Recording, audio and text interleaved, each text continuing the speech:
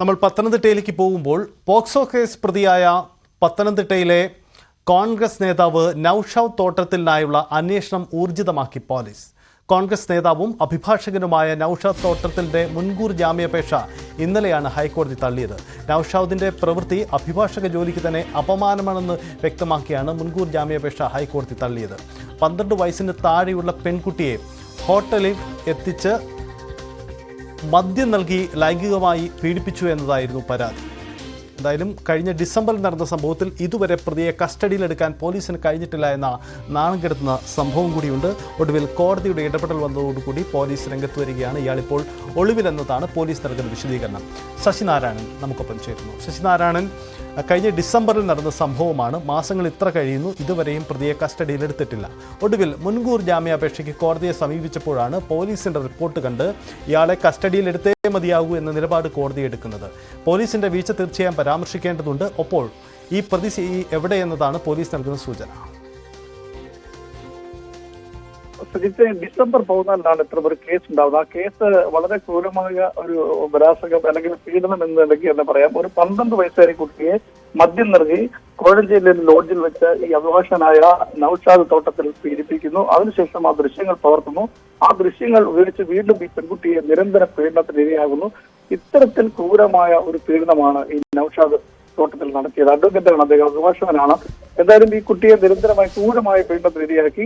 അത് സ്വാഭാവികമായും പിന്നീട് കൗൺസിലറിലൂടെയാണ് ഈ കുട്ടി ഇത് പുറത്തു പറയുന്നത്. പിന്നീട് പ്രതിക്കായുള്ള കേസ് ആറന്മുള പോലീസ് കേസെടുക്കുന്നു. അതോടെ ഈ നൌഷാദ് പിന്നീട് നൌഷാദിനെ പിന്നെ അറസ്റ്റ് ചെയ്യാനൊക്കെ പോലീസ് വൈകുന്നു. നൌഷാദ് മുൻകൂർ ജാമ്യാപേക്ഷ നൽകുന്നു ഹൈക്കോടതിയിൽ.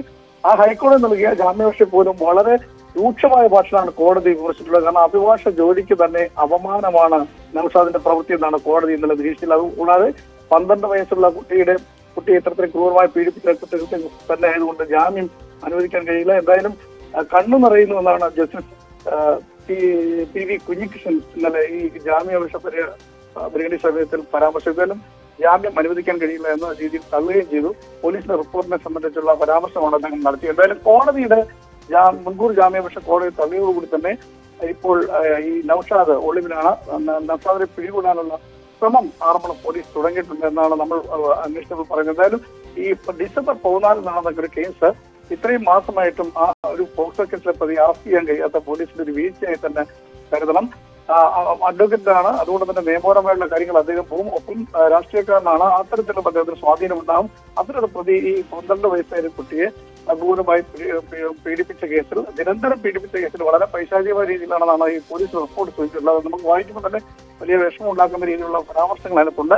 എന്തായാലും ആ കേസിലെ പോക്സോ കേസിലെ ഒരു പ്രതി സ്വാഭാവിക പോലീസ് പിടികൂടാൻ താമസിക്കുന്നത് വലിയ ആക്ഷേപത്തിനും പ്രതിഷേധത്തിനും കാരണമായിട്ടുണ്ട്. എന്തായാലും പോലീസ് പറയുന്നത് ഏതായാലും അയാളിലേക്ക് എത്താൻ കഴിഞ്ഞിട്ടുണ്ട്.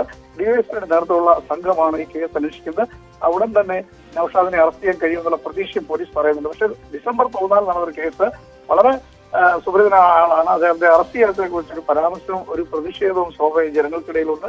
പോലീസ് ഇന്നലെ കോടതി ഈ മുൻകൂർ ജാമ്യാപേക്ഷ തള്ളിയതോടുകൂടി തന്നെ ആ പ്രതിയെ കണ്ടെത്താനും അറസ്റ്റ് ചെയ്യാനുള്ള നടപടിയിലേക്ക് പോയിട്ടുണ്ട്. സൈൻ യെസ്, അതാണ് മുന്നോട്ട് പോകുന്ന സാഹചര്യം ഉണ്ടാവുന്നത്.